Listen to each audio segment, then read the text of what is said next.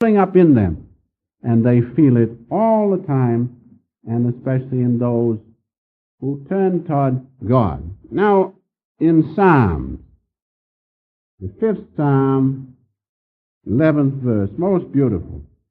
But let all those that put their trust in thee rejoice. That's why the saints are joyful. Master was very joyful. Those who knew him many years ago especially, he was always joyful, and that natural exuberance, although he carried a tremendous load with this organization all alone, and he went through many trials of people who shouldn't do such things, still he was always joyful. And this is the answer in this psalm. But let all those that put their trust in thee rejoice. Let them ever shout for joy, because thou defendest them. Let them also that love thy name be joyful in thee.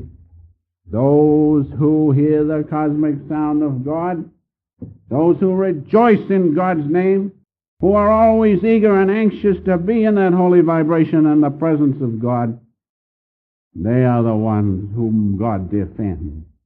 And they are the ones whom, having the defense of God on their side, or his great security and power, they are joyful all the time, no matter what comes, because they know God is with them. As Master said, leave everything else, but never God's side. Leave all else, but never God's side. And so, the happiness of saints is not limited to human consciousness. That's the point. When you depend on people to do this and do that, you'll be disappointed. But when you depend on God and then see him in people, then you'll find people will not disappoint you. But don't look to people first. Look to God first, see him in the person, and your chances are much better to receive from that person happiness and satisfaction and not be disappointed in them. That's what the saints do.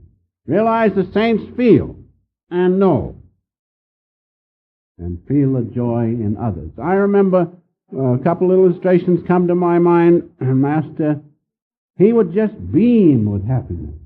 When talking to a devotee, you would see that devotee change. His face would just beam. Why?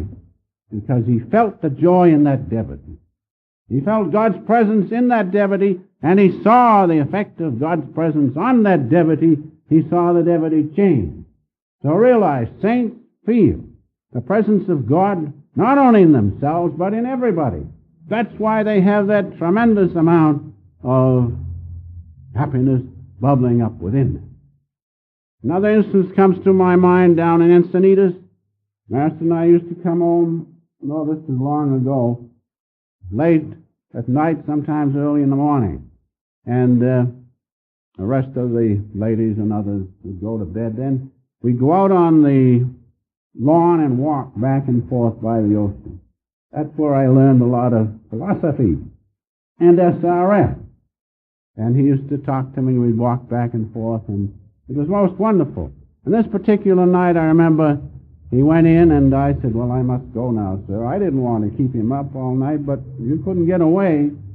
I lived down in the end of the room in the Hermitage. So we went in. He said, come on in. He said, come on. We went in the kitchen, and he got just a little vegetable. I don't know what it was now, and he began to cook it. And he cooked it, and he put the things on it, salt and pepper, and he was just beaming. His eyes were half shut, and he was just making it. And I was feeling exceptionally good then, exceptionally happy. And when we ate it, it was the most wonderful thing, that simple vegetable. Why? Because he was feeling God's presence, and he was also feeling the effect it had on me. And I remember when I left him that night and walked down to my room. As I went into the room was all lighted by a soft spiritual light. It was most beautiful. So the next morning I told him about what had happened. He said, he says, when I cooked that stuff, he says, I was pretty much in divine consciousness. I said, yes, you were, sir. I saw its effect when I went to my room. And so saints have that exuberance of happiness because they feel God in everybody. not just confined to themselves or their limited action, but they feel the presence of God, especially in devotees whom they are trying so hard to lift up from this ocean of delusion. When we think of others and when we serve others, that's when we expand our happiness.